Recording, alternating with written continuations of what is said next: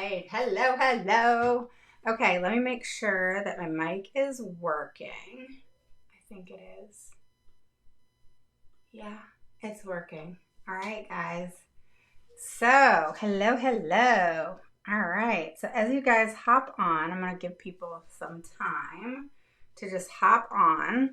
And then we're going to get started. I know it's early. Okay, so I got my guys on the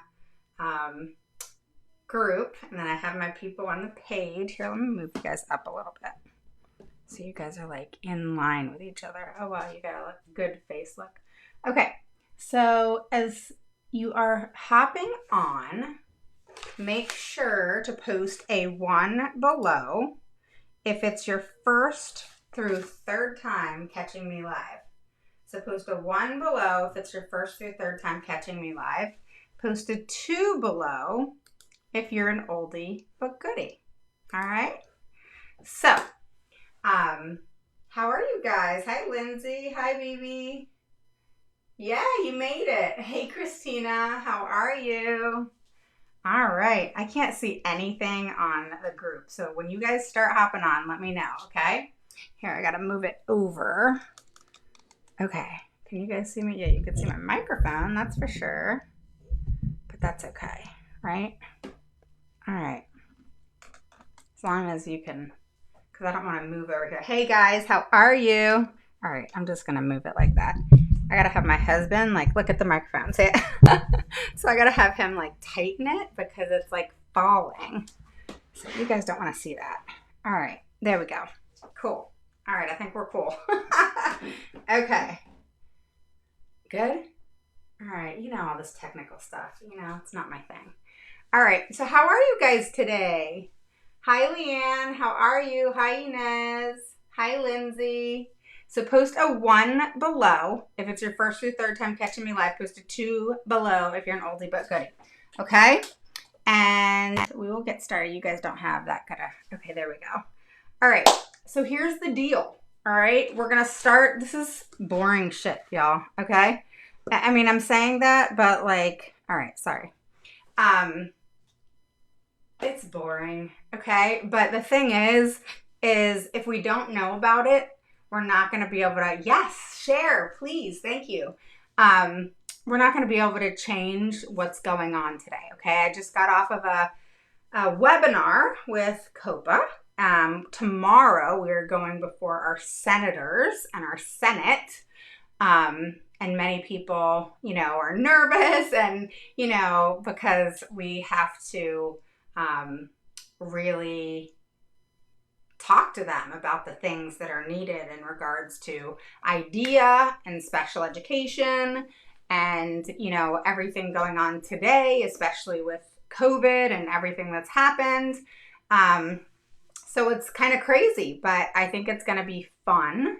And, you know, in my mind, I'm like, they're just people, right? You know, don't be nervous. Just talk to them, you know, and know your stuff and have a conversation. You know, they just want to hear because, you know, like they said on this, you know, webinar is our senators and people of government, if you will, they don't know 100% about special education, you know? And they don't know 100% about, you know, many different matters. So they need people, you know, to come before them and say, hey, you know, this is what's going on.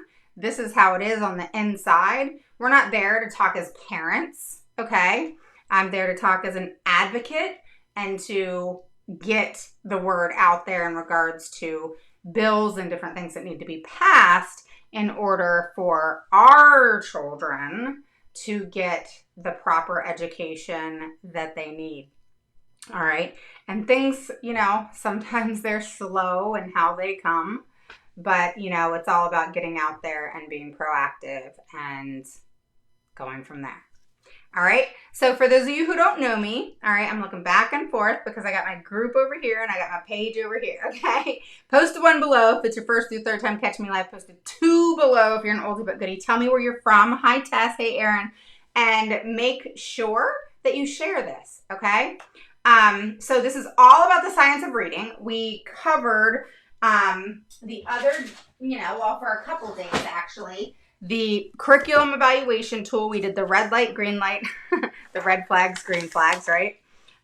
In regards to what is in a line with the science of reading and what is not. And the purpose of me doing that first is so that you kind of get an idea, or hopefully you got an idea, of what the science of reading is, what it's about in sum, okay? But I'm telling you guys, if you learn this, you will be able to advocate for your children in regards to reading and get them what they need, okay? My school is trying to push, hi Ashley, contingency plans, whatever. Anything to limit their responsibility. Of course, they can't do a contingency plan, all right? There's nothing within IDEA that allows a school system to post a contingency plan because they don't want to take responsibility. Okay, it's been too long, It was a little bit more understandable, March, April, May, even over the summer. But then starting in September, they should have had their shit together. They had all summer to plan. The school systems could have paid their teachers all summer extra, and, got them ready for this year instead of kind of throw it on them and say, hey, have at it, teach these kids online. I know you've never done it before possibly, but hey, have at it and do a really good job. Make sure they learn. That's what teachers were kind of forced to do. All right. So, hi, Jennifer. Okay. So those of you on the group, how are you? It was so good having a conversation with you guys last night. Okay, so last night, if you're not part of the group, guys, you got to go be part of the group because we had so much fun last night, didn't we? I had I did one of those bunny ears things. I had really cool makeup on that this picture app did. Oh my God, I need to learn how to do my eyes like that. That was really cool. But yeah, if you're not part of the group, we have fun over there. So just hop over, put in the search bar, Autism Mama Rocks IEP group, right guys? So let's get started. I want to not take up too much of your time. All right.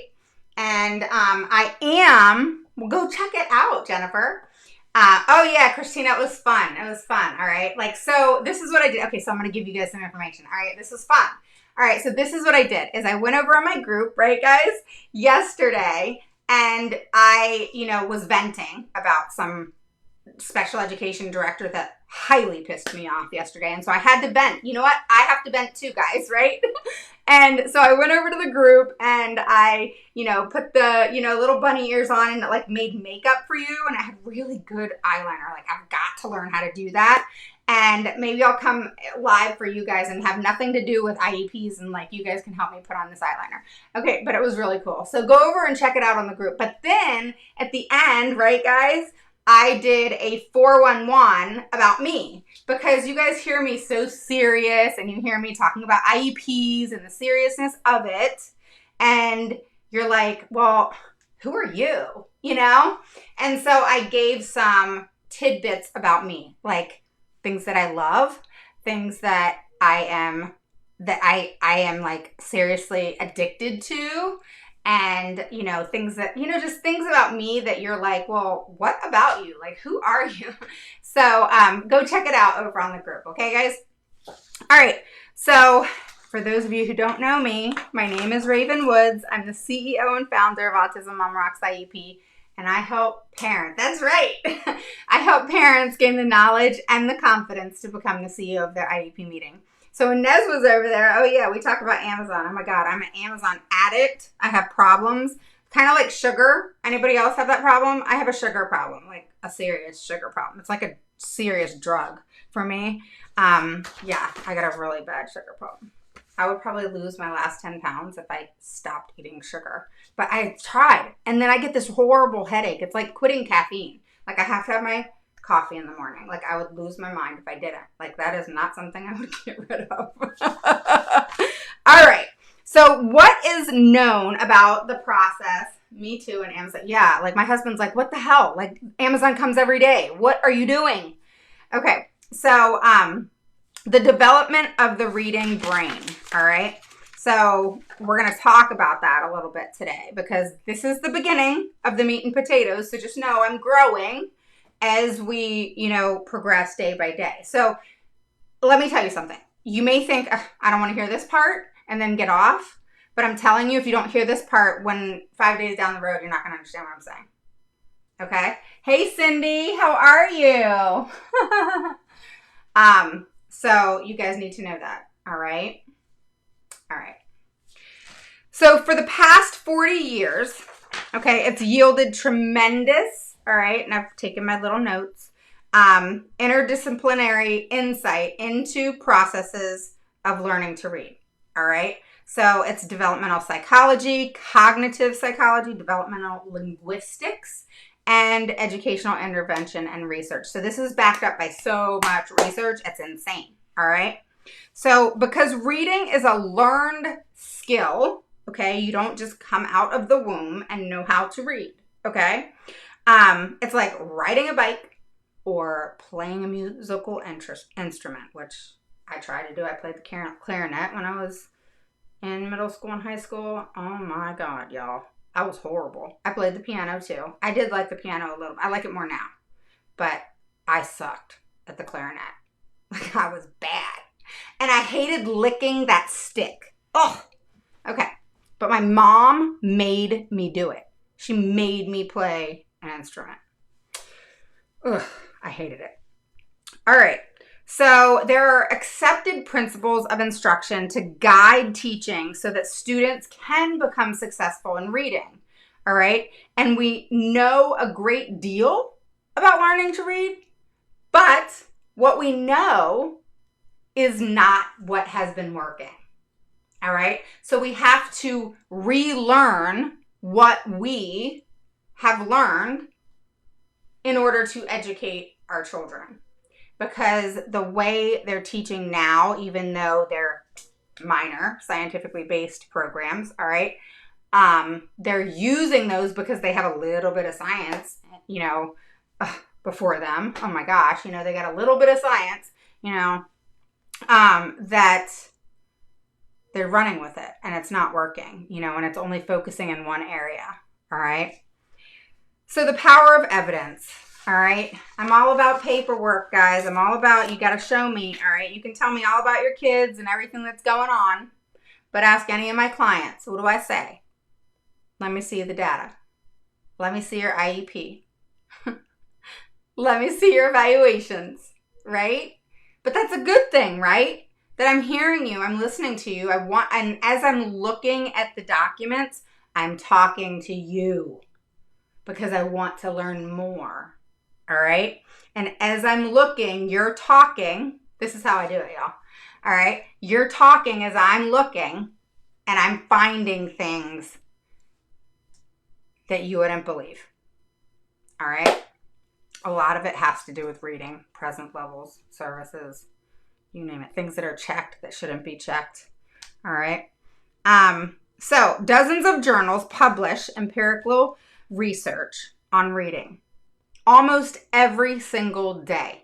Right now, we're in what's called a literacy crisis. Okay?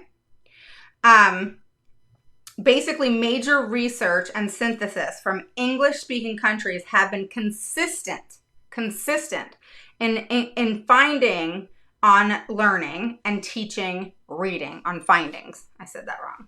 All right. Hi, Jessica. How are you? So basically, because of its volume, nature, and consistency, current research around reading embodies what is considered the science of reading. All right. So that's just, you got to know your background, right? Before we get to the big stuff. All right. You got to understand where it's coming from. You need to know that it's backed up by so much science that it trumps, iReady testing and, the map testing that they have out there and, the DRA with Fontes and Pinnell. I mean, I could go on and on and on and on and on. All right. In regards to what's out there, and post below, Hey, Yana, how are you? Post below what reading program your schools use. All right. Page, group. Post below the reading program that your school district uses. All right? So, and if you don't know, I want you to admit that. Okay? Come on, you guys can do this. All right, post below what school, like what your school and district uses for reading. Like they have a reading methodology that they use, okay? And then if you don't know, I ready sucks. And if you don't know, then you need to put I don't know. And then I'm going to tell you what to do. All right? Okay.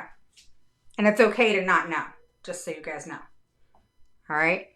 So everybody group and page share this, okay? All right.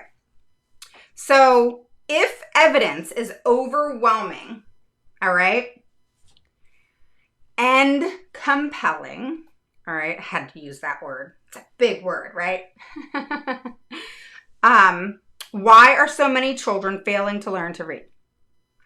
And despite the preponderance of evidence, okay, about what constitutes good reading instruction, these false fallacies persist. There are 3, okay? 3. I know it's California. What do you expect? Yeah. You'll have to tell me, I'll have to go read your stuff, Aaron, but you'll have to tell me what was said. It was Aaron's school district. I'm so calling you out. I'm sorry. Of the director of special education that I wanted to strangle yesterday. So I only know iReady, not sure. Yeah, I hate iReady. Okay. All right, guys. So there's 3. All right, write these down. All right. Do I look at his IEP? I only know iReady for sure. No, they don't put your reading programs. That's right, Mercedes. That was a good thing to say. Hi, Kim. How are you? DRA. DRA is horrible. Get that off your IEP. That is complete Fontes and Pinnell. But then you said Gillingham. Orton Gillingham's amazing. So that doesn't even make sense. You have to explain that to me, Cindy, because you got DRA, which is Fontes and Pinnell, which is the sucky of suck. And then you got Orton Gillingham. That's what I'm certified in. And they're amazing. So I'm confused. Hi, Nilda. How are you? Okay. So, number 1, you ready to write this stuff down? Number 1, reading is natural as speaking, and this is false theories. False. All right? Reading is as natural as speaking. Therefore, immersing children in print and literature will teach children how to read. Just read them books the minute they come out, and they're going to learn to read because you read to them. All right? False. All right? Is it good to read to our kids as they're babies and growing up? Of course. Of course. But is that going to teach them how to read? No. Okay? Teaching young children to look at pictures. Teaching young children to look at pictures. What am I talking about? False fallacies of reading. Okay? Teaching your children to look at pictures, skip over words, or guess at words based on context will develop the strategies necessary for reading comprehension. No, it does not work. Pictures and reading are not sisters. They are not together. They are not supposed to be together. Your child should have word recognition. Word recognition. Not pictures, not pictures. Word recognition. Okay? All right. So, number 3. 1, 2, 3. See, I can count. Number 3 is there are hundreds of ways to learn to read. Therefore, there are no single set of instruction principles that will work for all children. After today's email, you might actually follow through with. All right. So again, if you're writing this down, number 1, reading is as natural as speaking. It's not. Okay. Number 2, teaching young children to look at pictures and skip over words in order to comprehend. Not going to work. The third one is there are hundreds of ways to learn to read. There's not. That's the interesting part, right?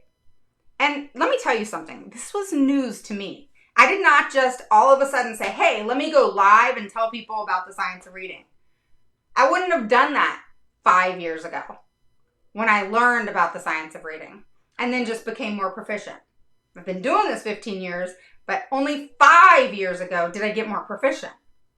I didn't know this stuff. I had to learn it. I had to take courses and trainings and stuff like that. And then I got certified in Norton Gillingham. And, I also know the difference in the science of reading and structured literacy. And I know what structured literacy has to have in order to be aligned with the science of reading. Okay? All right.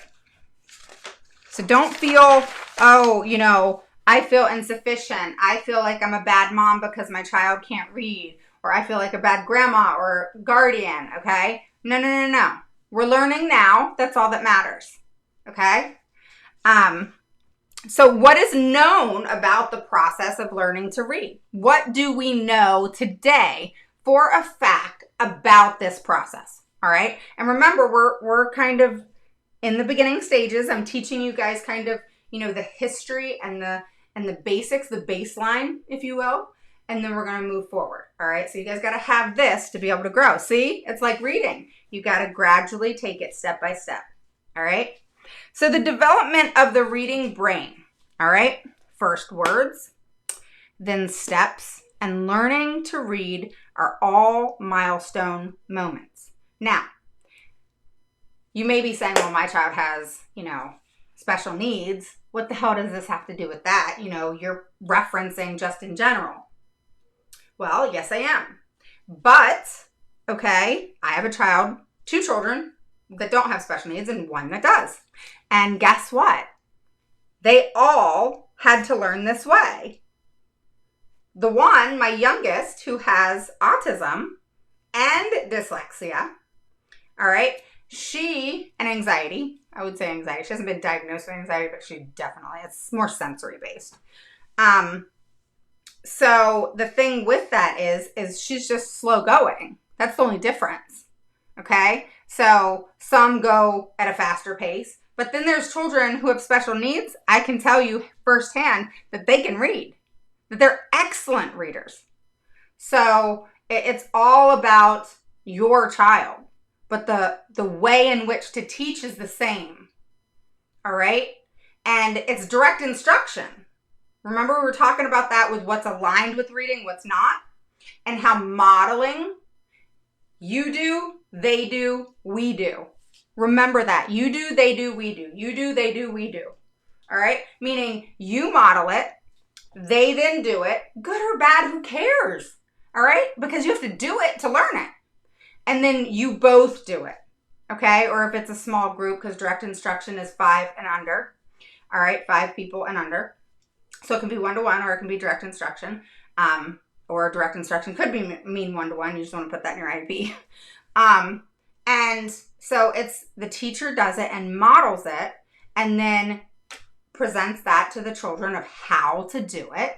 And then they do it. And then you all do it together. All right. So human beings were never born to read.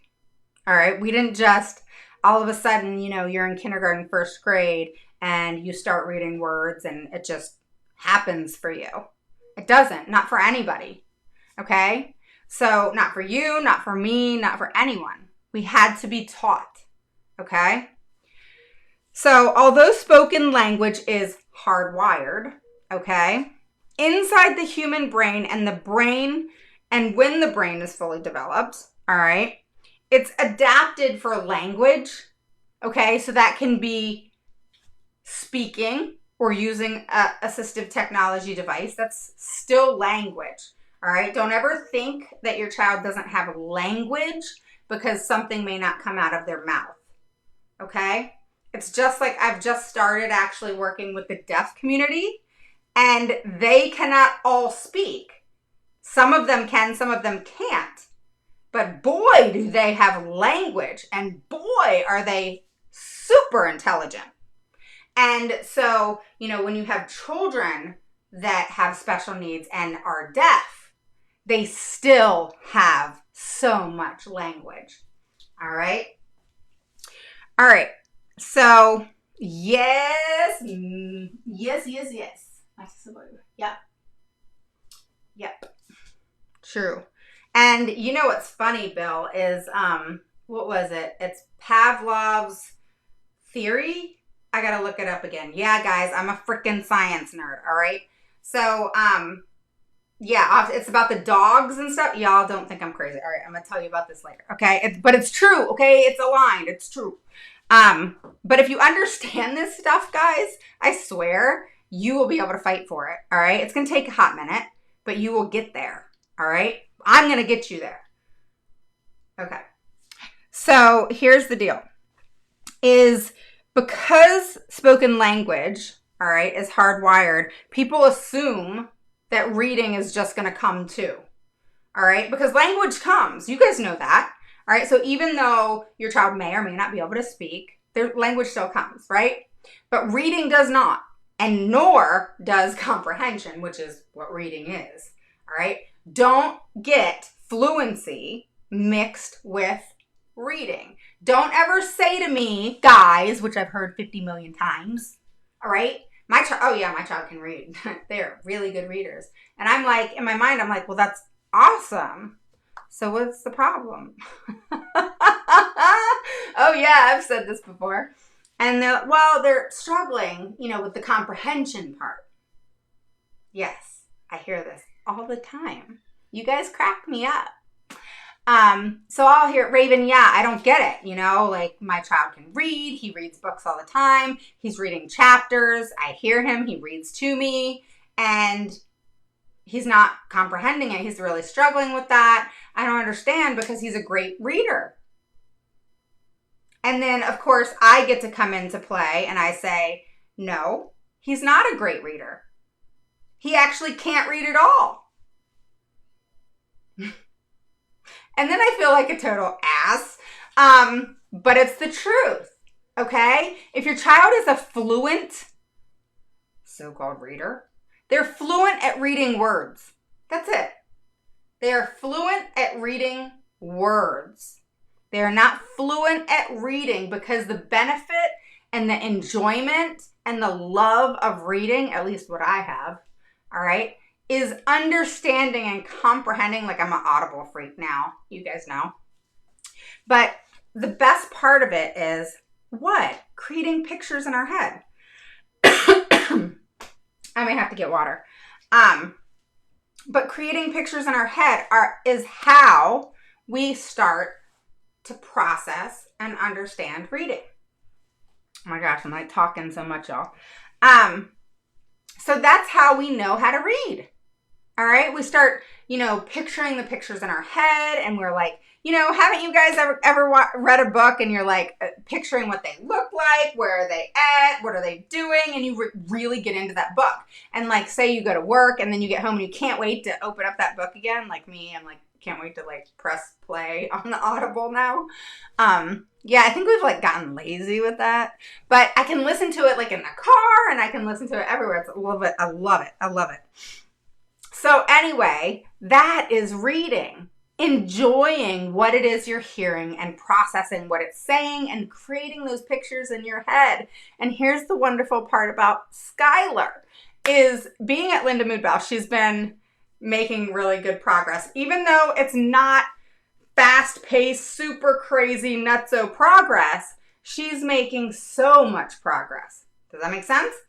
And, the fact that she knows how to paint pictures in her head. Did I tell you guys the story where I said she came home from Linda Mood Bell and, I asked her what she did all day and she said, I painted pictures, and I'm like freaking out and calling the school saying, what the heck? What do you mean she's painting pictures? As expensive as they are. I mean, in my mind, I'm thinking, what the heck? And they're like, no. And when they had COVID go around, she had to stay home for 2 weeks, and, I was able to actually see it online, and it was genius. I'm so genius. How they worked with her and interacted with her and their tone and how it changed and how they would say, okay, this, and they would tell her. And, they'd pick a scenario of like, let's just say dolphins, all right? And they would say, hey, Skylar, tell me, they would kind of paint a scenario for her, and they would then answer the scenario themselves, and then would paint a different scenario for her surrounding the same idea, and then she would have to then respond. So they did it in the same area, and then they had her do it. It was really cool to hear, because she actually would throw out all kinds of things, you know? And even though sometimes it didn't 100% align with what their questions were, it was around the same topic, you know? So, it's just a really cool thing to actually see, because that never happened with her. And she hated reading, and she didn't want to read because she said, "Mom, I can't read. I don't want to read." And so this is what we don't want happening to our kids, because then we're going down a road that is not going to be ideal. We want our kids happy, and we want them loving to learn to read and to learn many different things. You know, when you have a child that has so much anxiety, has sensory issues, a disability on top of that, and then all of these things, you know, then you're really dealing with mental health issues in some of these children. And when I say that, I'm being very, very frank, because, I mean, I've had children that I have advocated for that has gone into serious depression, to the point where parents who were not wanting medication had to suck that up, which is a really hard decision to make based on their child going down the wrong road, because of how they felt in the setting. You know, one thing I've dealt with recently is, you know, school teachers setting the child up in a way that is embarrassing them, calling them out in front of other students and saying things that are just not appropriate. I don't know enough, you know, from the whole scenario of the scenarios that I've seen, if there was an intent, or if it was just innocent and they just didn't consciously think about what they were saying before they said it. But these are things that I've dealt with in the last couple weeks,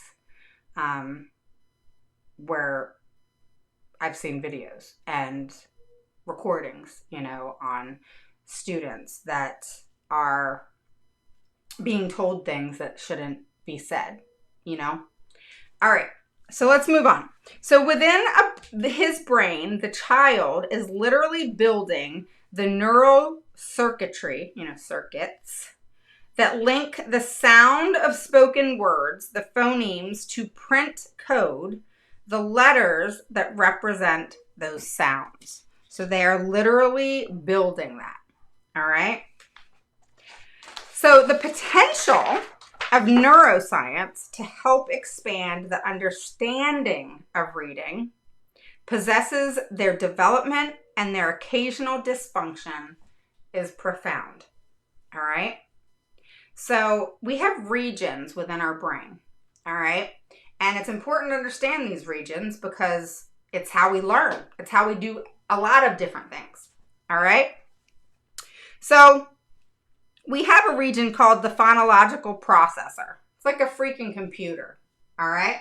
So this phonological processor, all right, is towards the front of the brain. All right. And it is the part of the brain that handles spoken language. All right.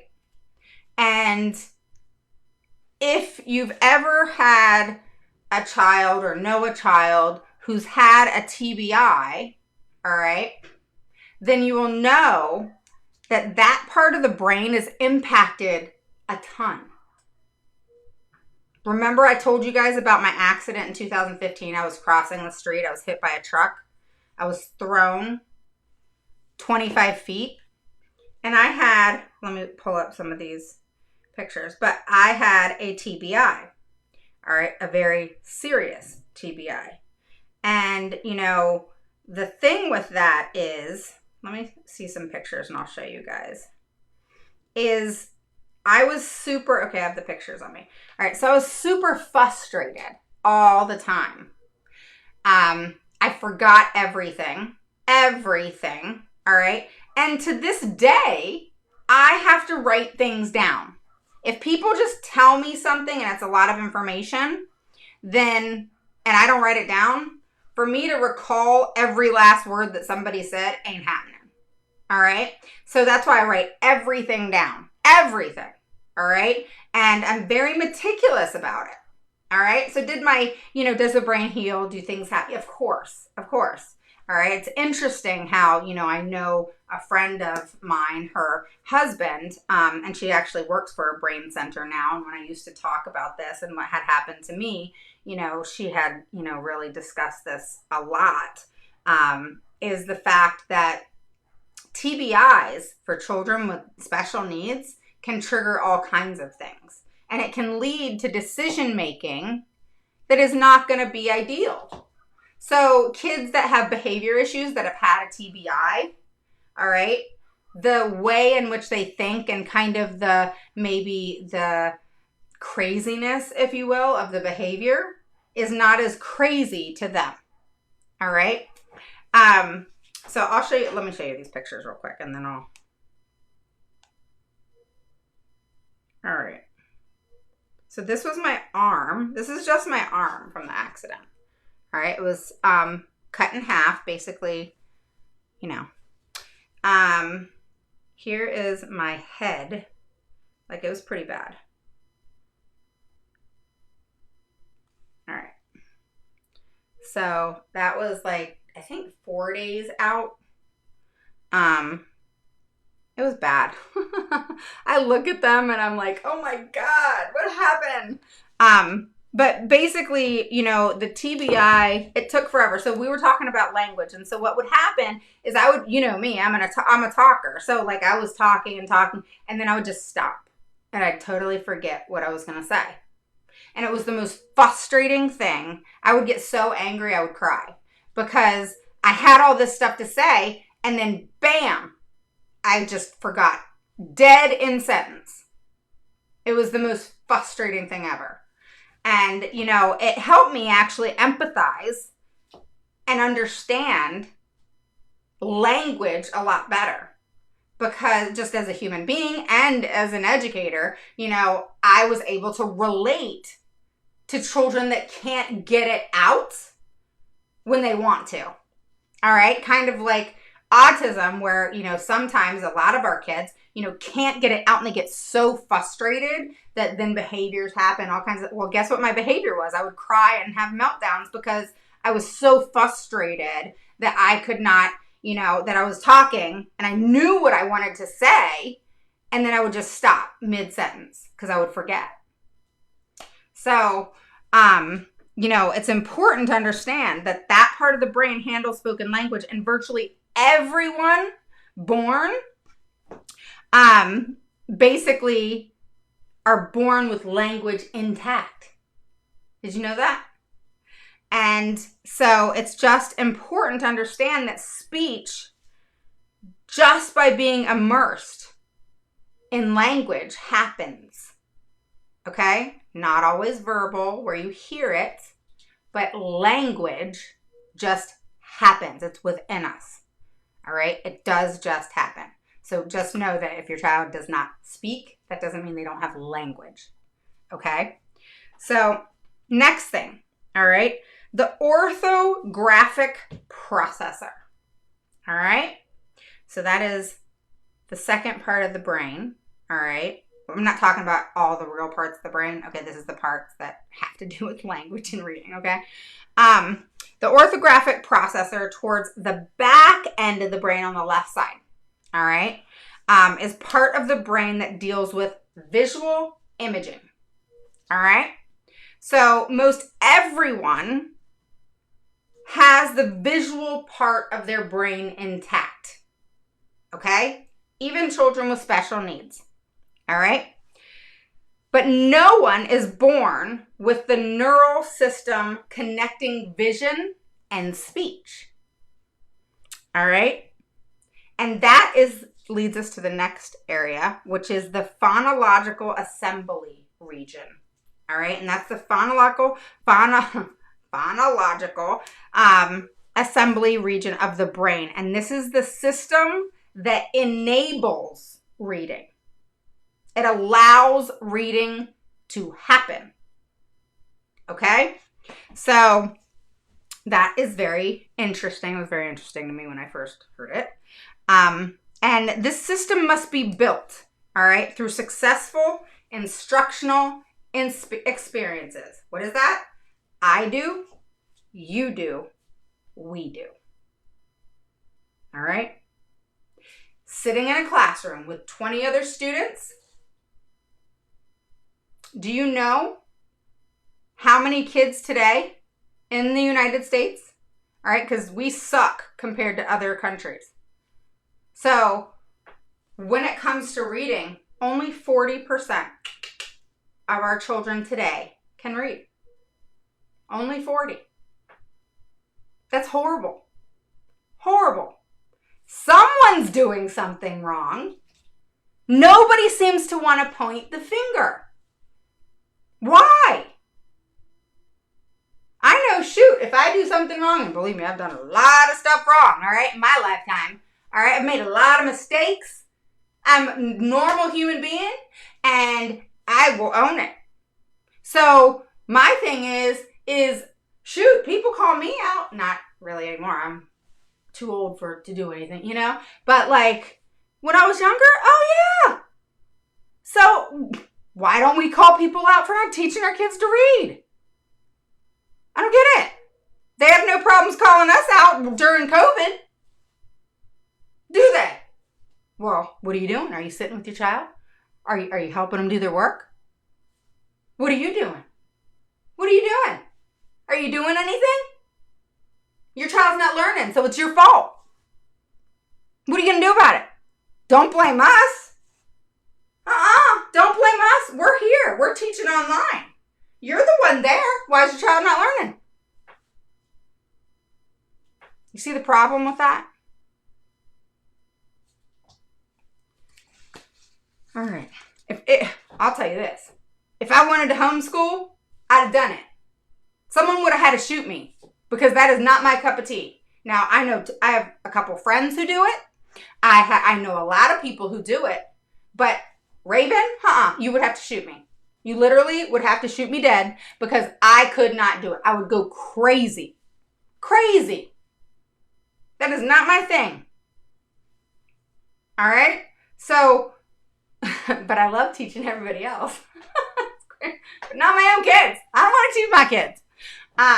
Thank God 2 of them are grown. But yeah, I mean, even with Skylar, all right? Like, it drives me nuts. Like, my husband has to do a lot of it.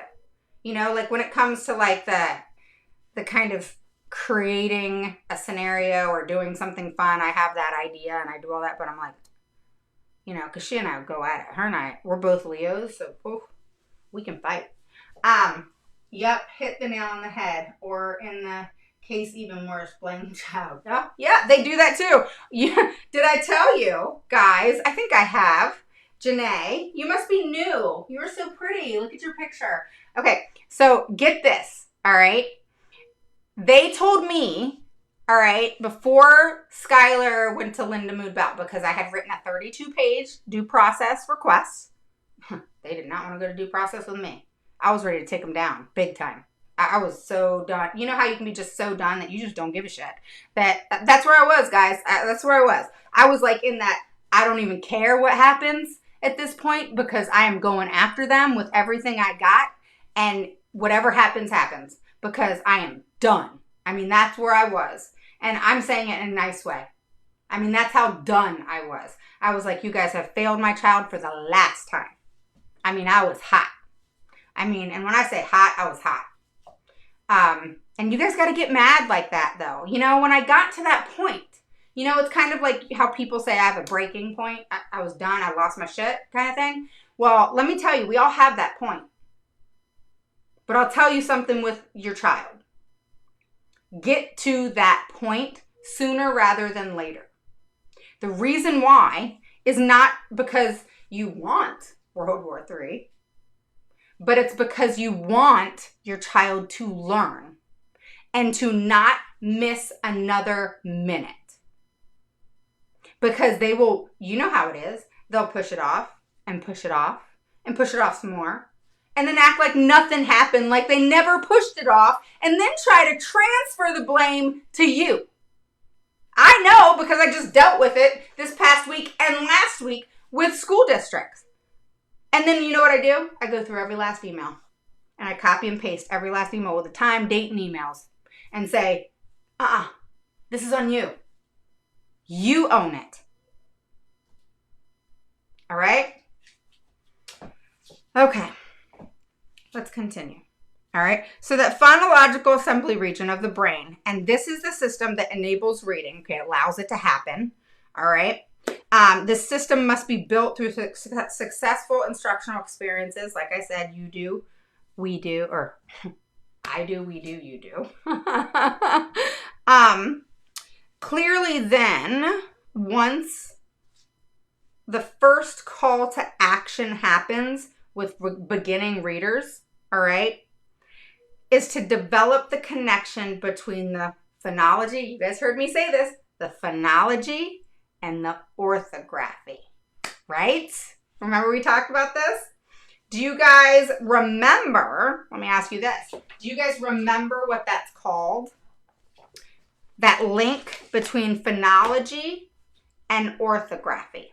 What is that called? I will give you a Amazon gift card if you were on and you know what that's called.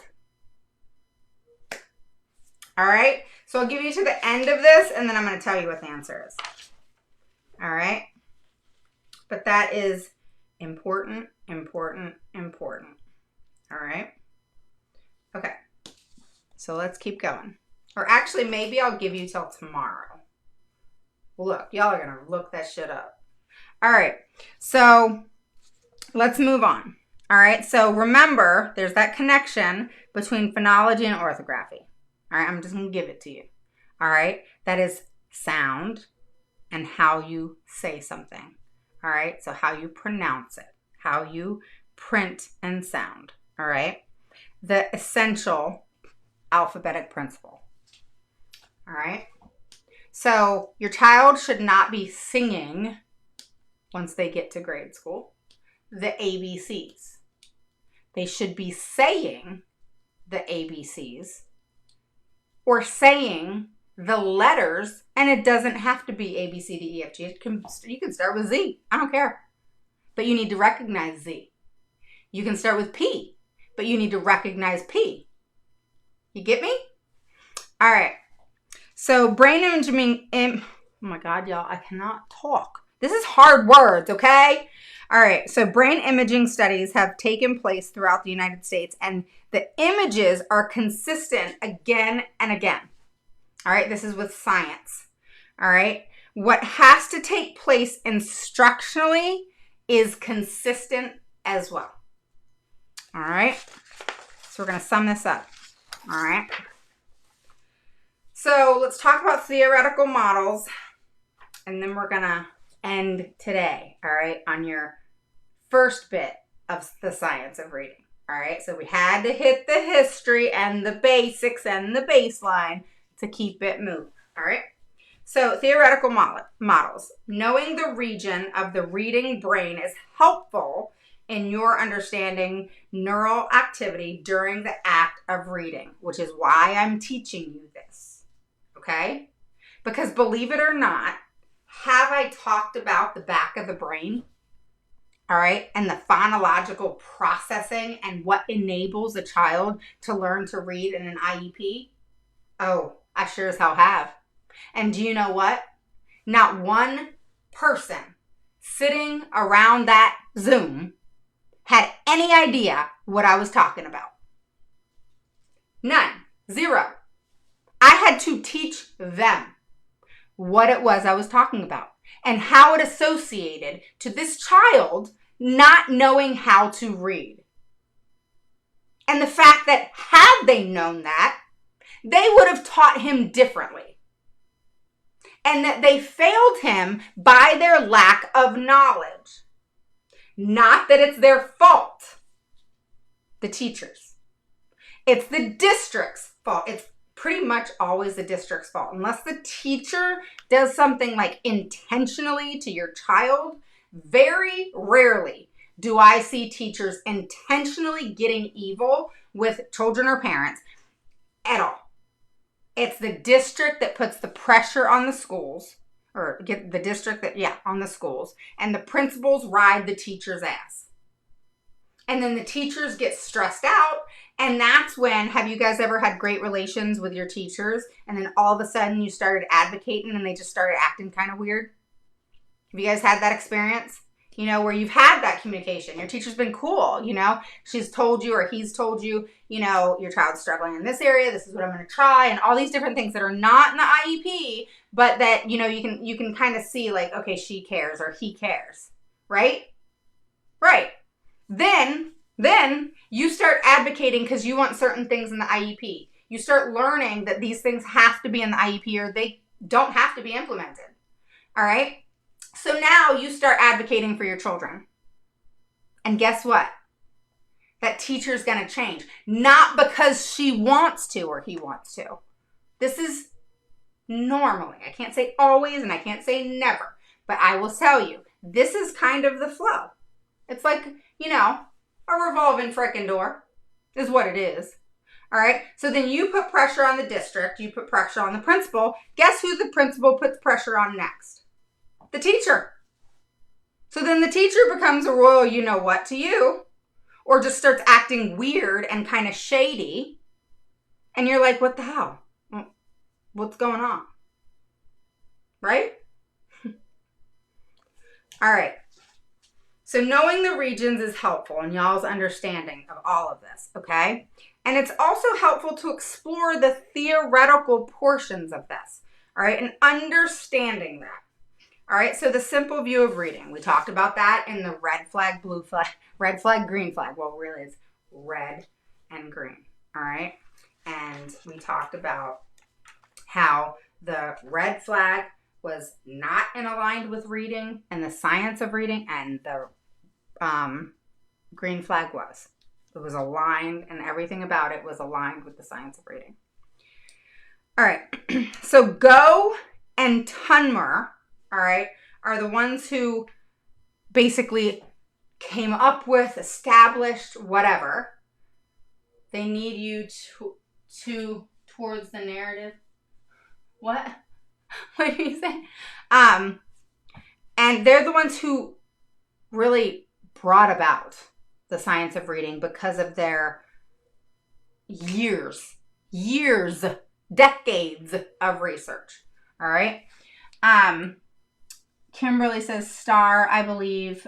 STAR is not a way in which to teach a child. STAR is an evaluation that basically each quarter they can take, and it evaluates their level of reading. So it's not a reading methodology. All right. Okay. So when thinking about essential skills, capabilities necessary to build the reading brain, all right, Go and Tumner's model of the simple view of reading, all right, results only when both decoding and language comprehension are referred to. Okay, so let me start over with that because I'm gonna lose y'all. All right, so Go and Tumner's model, known as the simple view of reading, is reading being helpful, all right, in framing the essential equation, all right? And what that is the premise is the strong reading comprehension results only when both decoding, and remember, as defined here as word recognition, okay? And language comprehension, which is also referred to as language and listening comprehension or linguistics, all right? And all of that is strong, all right? So the first thing your child has to have is the alphabet, all right? Then they have to have word recognition, all right?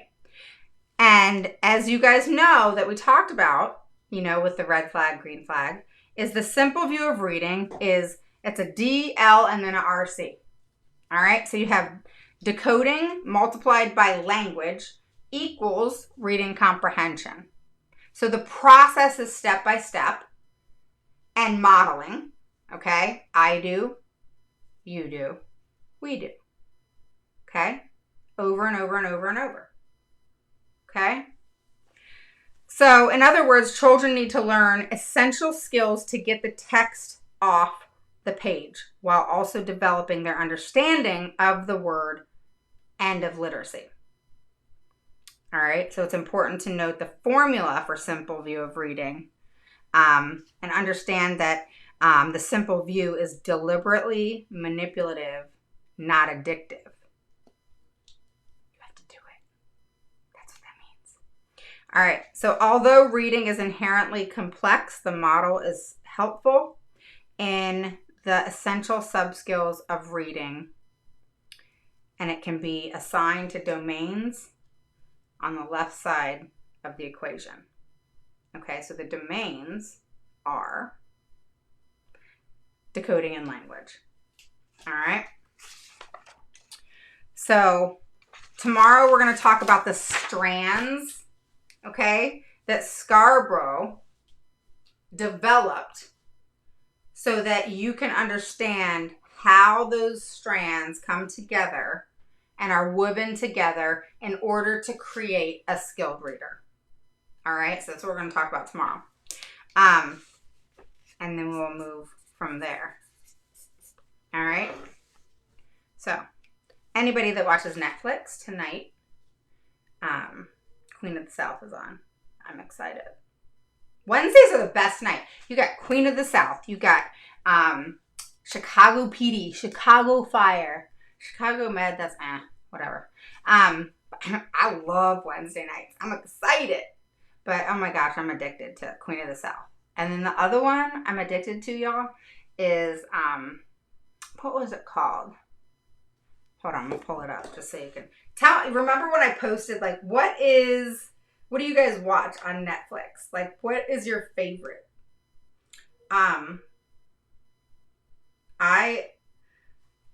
I really loved Rain. Rain was really good. I don't know if you guys saw that. This is like to take your minds off IEP stuff, y'all.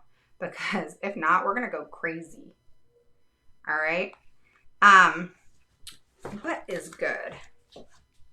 What was that one that was really good that I talked about, y'all? You guys should know on the group. It was, you know that one where they were like in the dresses and stuff? What was it called, Aaron? That one where they're in the dresses. They're coming out with another one. What was it called?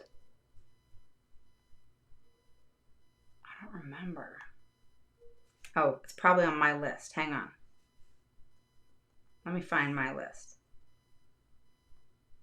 I'm determined. I'm going to tell you guys. Watch.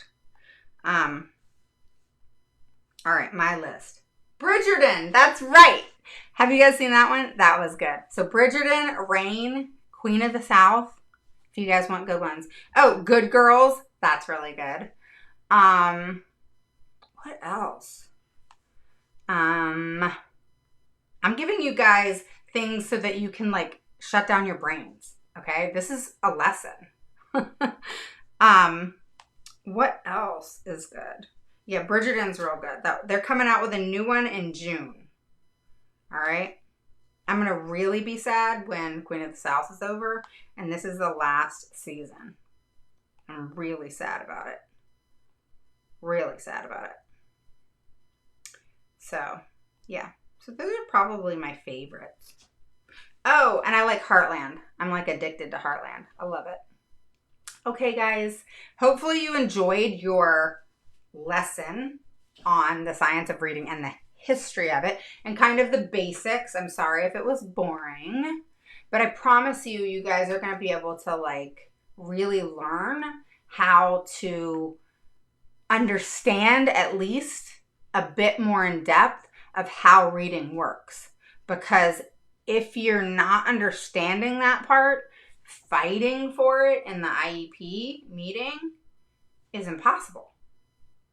I know, it's good. So if you like Bridgerton, you got to watch the first season of Rain it sucks. Well, it doesn't suck, but it takes a minute. You know how it takes a minute to get like, into it? So watch the first one and then the second one and then third on. Oh my God, you're not going to be able to stop. I mean, it is addicting. I loved Rain.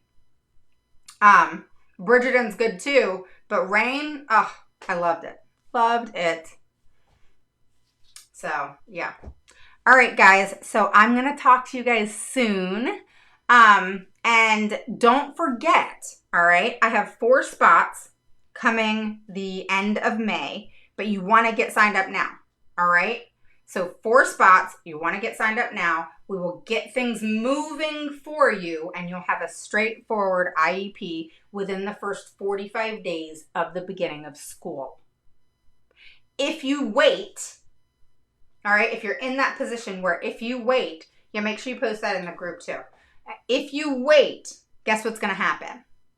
Your IEP is not being put together till November or December because they're going to be so overwhelmed and busy. If you start now, then they know I'm riding their ass. Where if you start in August or September, you might as well toss it till Christmas because they're going to be so busy. They're going to put you off like you wouldn't believe. Because everybody more than likely is going back to school 100% next year. So I'm telling you now, think about what you need. Think about where you want your child to be. And whether you call me or somebody else, make sure you get that handled if you're at that point where you need help. You want change. You're feeling where you're just at a loss. You feel possibly that you're a failure. I did. I felt like I was failing my child for years. And if you're in that place, that's when you want to bring on an advocate because you don't want your child going down the wrong track. You don't want them, their gap, going 2, 3, 4 years, where they're behind, you don't want those things happening. All right. So like I said, whether you bring me on or you bring another advocate on, do something. And especially too, if you're in that position where the school's just not paying attention and listening to you anymore, and it's kind of like they'll say, okay, we'll note that down. We'll put that in the notes of the IEP. Yeah, we got it. But nothing's changing. And progress isn't being made, or that they're just bullshitting you. You guys have got to take action. All right? So make sure you make a decision, a conscious decision, to take action and not allow it to happen any further. No matter what it is you do, just don't let it happen any further. Okay? Just don't. Okay? All right. I will talk to you guys soon and have a wonderful evening. Make sure to message me on WhatsApp or however you want to reach me. Okay? And I will talk to you guys soon. All right.